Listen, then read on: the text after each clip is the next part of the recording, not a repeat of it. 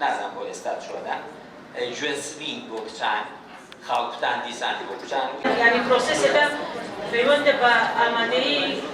کورد بۆ ئەرشیڤکردنی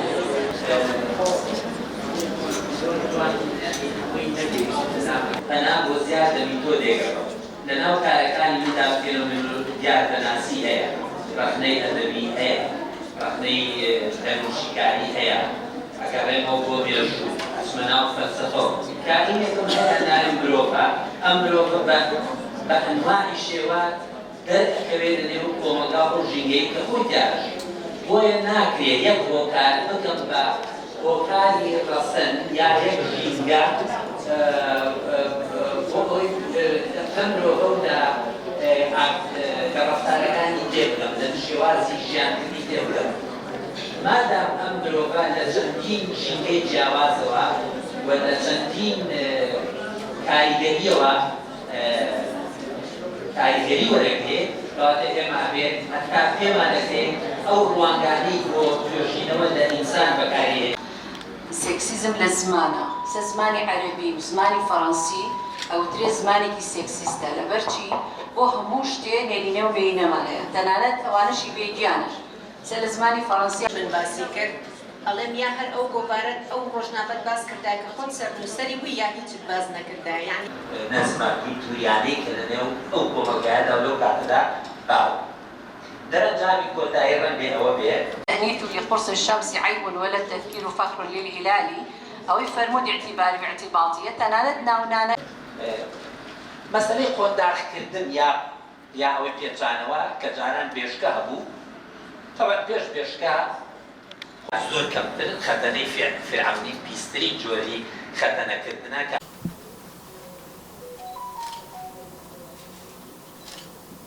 زۆر سپاس بفەرمە نێرومێ هەردوو بەجوو تێبۆ وەتەن هەوڵێ نەدەن دوورە دەرچوونی لە دیلی مەل بە باڵێن نافڕێ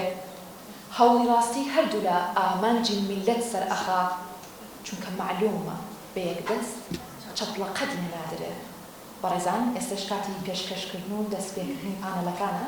مایکەکە بۆ هاوکاری بەڕێزم مامۆستا هەرز ئازاد جێدەنەوە بۆ بەڕێوەبردنی پانەلەکان دووبارە بەخێر بن یان شتێکە بۆ نمونەژنێک یا کچێک ئەڵێ سەرمایەشێک سەر ئەڵێ بۆ ناچی بەڕاستۆڵە بخۆی یان ئەڵێ بکەم بۆ عیادە ئەو مەبەستیەوە تۆ دوو کچێ خۆشی بۆ پێی سۆزدارانە مامەڵەیەکەوە مەبەستیەوەی تۆ خۆشی زانێ پاراستۆڵ هەیە لەناو یا پاراستامۆڵ هەیە لەناو سەلاجێکەکە بەڵێ لەبەرەوە ئەڵێ کچان و کوڕان بە شێوەیەکی جیاواز لە پرۆسەی پەروەردەکردنا یەک بڵێ کۆمەڵایەتیە ئەوە بن بۆیە ژنان زۆر جار چاوەڕێی فیدباکێکی سارەکین بەڵام پیاوان هەندێک جار بە بێدەنگی دەرگەبڕن ئەو پێنەی خۆیان بۆ ئەمە هەندێک جار کێشە دروستە بێت ئەو مەسەلەی بێدەنگیە مەسەلەی ئامۆژگاری بە هاوسۆزی ئەم هاوسۆزی بەڵام و ئامۆژگاریەکە ئەنجا پرسیارکردن و هەواڵپرسی ژنان بۆ بەهێزتنی پەیوەندی ئەیپرسن بەڵام پیاوان ڕێگە وەکو چۆن ئەڵێ بە کوردەواری خۆمانەڵێ وەکو عارسی عەزەڵاتێکا و حەدایەکا وەکو بزانی کە ئەو شتێک زیاتر ئەزانێ زۆر جار ئەم بوارانە دەگەنە سەر دەرەنجامەکان ئێمە پێویستمان بە باسە هەیە کاتێک لە گفتوگۆکانە لە خزمەتدانە زیاتر لەبەر کاتەکە ڕاستی زۆر ئەو نەکرد تێگەیشتن لە جیاوازی ڕێگەزینە بەکارهێنانی زمانە ئێمە ئەگەیەنێتە ئەوەی کە ڕێز لە جیاوازیەکانمان ببین باشتر لە یەکتر بکەین ئەو پیاوەی کە مشکلەیەکی بۆ باسەکەی جواب بنایەتەوە ڕەنگە لە مشکی خۆیان کە بە بێدەنگیەکەی حەل بۆ دادن یعنی بیر لە حەلەکاتەوە بزانێ بە چ چارەسەر بکە مەسەلا ئەو نیە قسەکەی تۆ ئیمال کردووە شنیش بە هەمان شێوە ئەگەر زۆر قسەی کرد پرسیاری یا ئەوەی کرد بەبەستەوە نیە ئەوێ هەموو شتێک بڵێ و پیاوەکەی وەکو بڵێ ئاچکە یا ئەوەی بەرامبەری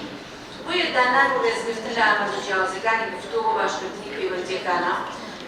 ئەتوانین مەشقی گوێگرتن لە یەکتر بکەین یعنی هەندێک جارێ مە حەزەکەی هەم قسەکە بن زیاتر نەک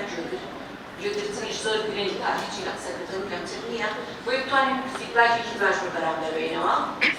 بۆیە ئەگرێ گرانەوەیەکی باشترمان هەبێت بۆ مەسەلەی تێگەیشتن لە زمان بۆی گفتوگۆیەکی بەرهەمدارتر لە بناو خێزان لە دەرەوە لە پیشەکان لە واری پێشەیشمانە دیار بکەین و میدیا و چاپەمەنیگەری کورد بە هەموو بەرزبوونی وەکوڵی بزودنەوەکانی کورد بۆ داکشاف و هەڵکشانی دۆخی نەتەوەیی چاپەمەنیش گۆڕانکانی بەسەر هاتبوو وێتەتێک لە قۆناغکار کشێت چاپەمەنی کوردی هەندێک لاواز بوون داکشان ینی کەمی دەرکەوت بێ هەندێک کۆناغیش زیاتر یانی بەرچاو بووە. ئێمە دەزانیت کە ڕۆژنامەگەری لە ڕاستیدا ینی بەقەت واقعی کوردستان سەخت بووە و بە هەمان شێوە بوارێکی ئایدۆلۆژیاش بووە، یانی بوارێکی بنیادی کەسێتی بووە. یانی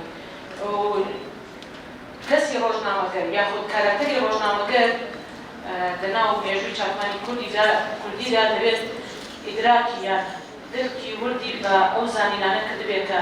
گەلەکەی نەتەوەکەی کۆمەڵگاکەی پیای تێپەڕیوە. وی لە هەمان کادا بۆ ژن هەمان بار پێناسەکردنی کارەکتەری ژنە لەناو چاپەمەنی گەلی کووردا. مەسەڵەن هەبوونی ژن فۆرمولەیەکی چۆن لە کەسایەتی ژن هەیە لە میدیای کوردیدا. ئایا هەر ئەو وێنا و سیما و خەسڵەتەیە کە لەناو کۆمەڵگەدا هەیە یاخود ئەوە لە کۆمەڵگەوە باری میدیاکان و چاپەمەنی بە هەمان شێوە کراوە. بگومان زۆر بابەت لەناو چاپەمەنیدا باز دەکرێت. زمانی چاپەمەنی بەتایبەتی زمانی زیانپەرستی، زمانی بەداوای لێبوردنەوە فۆرمۆگرافی یاخود ڕەگەزپەرستی بە هەمان شێوە. بگومان بۆ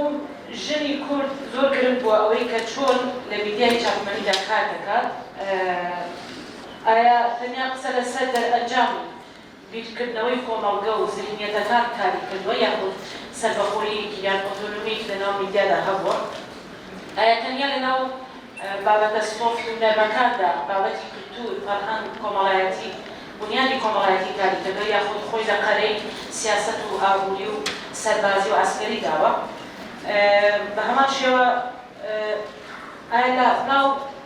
خەڵاتی چاپەمەنی یاخود کار و هەوڵی چاپەمەنی گەلی کووردا دیدی ژن دیدگای ژن بە بنەمای گیراوە کە بێگومان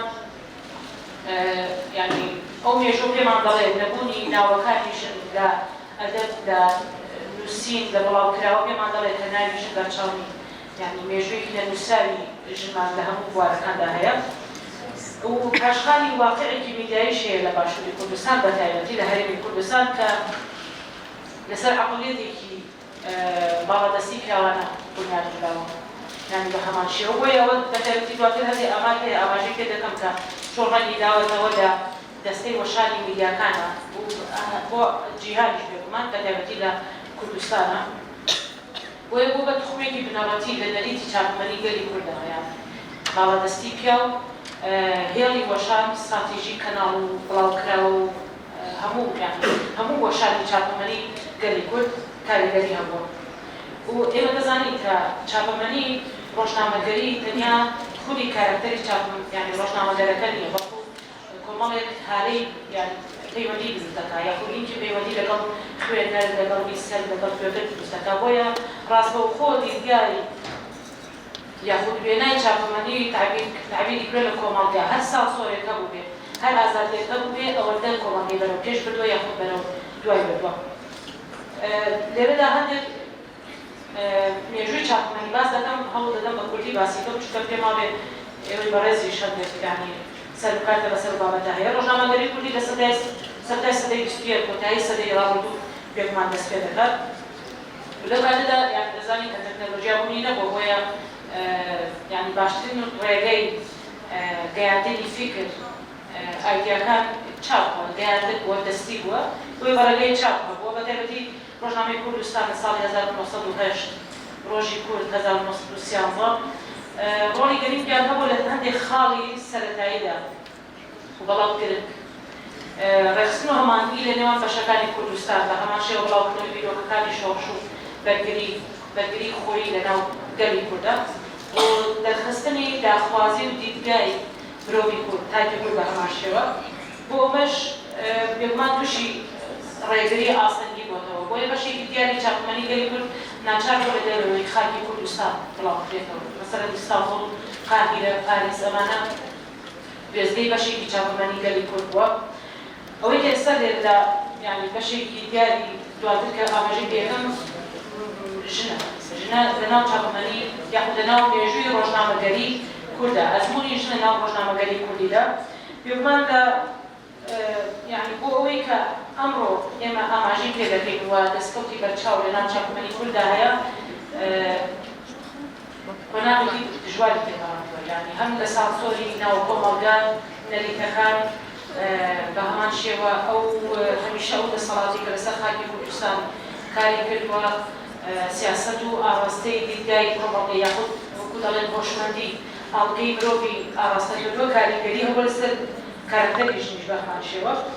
مێژووی ڕۆژنامەگەری یان ڕۆژنامەنووسی ژنانی کورد بە ڕۆژنامەی کوردستان 22 نیسانی 1898 دەست پێ دەکات کە ژن زیاتر ژنانی ناو بڵێن بەدرخانەکان وەکو نووسین ئەزمموی سەرەتایی یان وەکو نووسین تێدا دەردەکەون بەڵام یعنی شوێنێکی کەم دەدرێت هەم ناویان هەم ناوڕۆکی نووسینەکانیان و یەکەم مێژووی ژنانی کورد بڵێن کە وەکو کۆمەڵە وەکو ئەنجومەن بەناوی بکەین کۆمەڵەی تەعالی ژنانی کوردە کە لە ئیستانبوڵ 1990 دابەزراوە پێمان بەهۆی سانسۆری ئەو کاتە و گۆڕانکاری لە ڕوخانی بڵێ دەوڵەتی عوسمانی ئەو کاتەدا سانسۆرێکی گەورەی لەسەرکەوە دوای دوو ژمارە و ڕایگیرا وڵاوکراوەکەی مەسەلەی ئەو بابەتی کە من ئەمڕۆ قسەی لەسەر بکەم مەسەلەی کێشەی ڕاگەیاندنە یان با بڵێ چەمکی ڕاگەیاندنەوە پەیوەست بە ئایدۆلۆژیا و داعش پەیوەستی دەکردی بە دۆخی ژنەوە ئەڵبەت ئایدۆلۆژیا لای بەڕێزدانە ئاشنای کە ئایدۆلۆژیا هەر زانستێکە کە خزمەت بە کۆمەڵێک یان کۆمەڵگەیەک دەکات بۆ ئەوەی کە لە دۆخێکی نەخواستراوە بێتێتەوە بۆ دۆخێکی تر یا زۆر جاریش هەر بە پاپەپوری کۆمەڵێکە یان دەستەیەکە بە بیر و باوەڕێکە بیر وایە کە ئەمانە دەنەجاتێن فریادڕەسی ئەم کۆمەڵانی ترم ئایدۆلۆژیای ئایدی بێ سیاسی بێ کۆمەڵایەتی بێ کە کۆمەڵایەتی زیاتر سیستمێکی شۆڕژگەری لە خۆی واگرێ هەموو ئەم ئایدۆلۆژیانە ئەکرێ کۆمەڵگەکان پەلای بۆ بەرن بۆ هەر لە هەر بازدۆخێکان کە ویستی گۆڕانکاریان هەبێت زۆر ناتوانم وڵایەوە بەت لە ئاماژە پێکردنەوە بۆ ئەو بکە پەیوەندیەکەی بە ڕاگەیاندن چییە ڕاگەیاندنیش هەڵبەت چەمکە ڕاگەیاندن بۆ چەمکێکی زۆر دێری نییە مێژوویەکی ڕەنگە سەد ساڵەی هەبێت بۆیە ئەم چەمکە کە کۆمەڵگاکان پێشوازی لێکەن وەکو داهێنانێکی تەکنۆلۆژی و دنیای سەرمایه‌داری پێشوازی لێکرێت هەڵبەت ئەمیش بە چەند قۆناغێکا تێپەڕیوە قۆناغی تەکنیکیمان هەیە کە ڕاگەیاندراوی یاخود باڵێن کەناڵی بینراوە و بیستراوە و نووسراوە ئەم کەناڵی ڕاگەیاندنە لە قۆناغی بڵێ دوای هەشتا و نەوەتەکانە هەڵگوێزرێتەوە بۆ قۆناغی ڕاگەیاندنی نوێ کە لە ناویشە بڵێ دیجیتاڵی نوێ هەڵکێشە بێتەوە لەگەڵیان دیارە بابەتە لە باسی ترە کە پێشکەشمان کردو لە جارانی ترە قوتوانەتەوە چ پەیوەندێکیانە بۆ بە ژنانەوە بە ناوی سایبەر فێمینیزمەوە پانێڵەیە بەشداریم کردو بە بابەتێک سەبارەت بە جیاوازی ڕەگەزی لە بەکارهێنانی زماندا لەم ئەم بابەتەم بە گرنگ زانی بە تایبەتی بۆ لێکتێگەشتنی زیاتر لە نێوان هەردوو ڕەگەزان چونکە خۆمانەزانین ژنان و پیاوان بە شێوازێکی جیاواز زمان بەکارهێنن لەم ڕۆدا لەو ماوەی کە بۆ من تەرخان کراوە هەوڵەیەم تیشک بخەمە سەر گرنگی ئەم بابەتە و گرنگترین تیۆریەکانی ئەم بوارە و بۆچی ئەم بابەتە گرنگە و بۆچی پێویستە ڕۆشنبیریەکمان هەبێت سەبارەت بە بەکارهێنانی زمان بۆی لێکتێگەشتنی زیاتر لە نێوان هاوسەران لە نێوان خێزانەکان ئەندامانی خێزان بە گشتی نەک تەنها هاوسەرەکان یا ژنان و پیاوان بەجیا لە بواری تایبەتی و لە بواری پیشەیشدا سازدانی ئەم جۆرە پانێڵانە بەڕای من کارێکی زۆر باشە چالاکێکی گرنگە بۆ لێک نزیککردنەوەی بیر و بۆچوونەکان بۆ ئەنجامدانی گفتوگۆی زیاتر بۆی زیاتر لە ڕووی بیر و بۆچوونە جیاوازەکانەوە باشتر لە یەکتر تێبگەین بۆی هەرچی زیاتر خزمەت بە کۆمەڵگەکەمان بە گشتی و ژنان بە تایبەتی بکەین.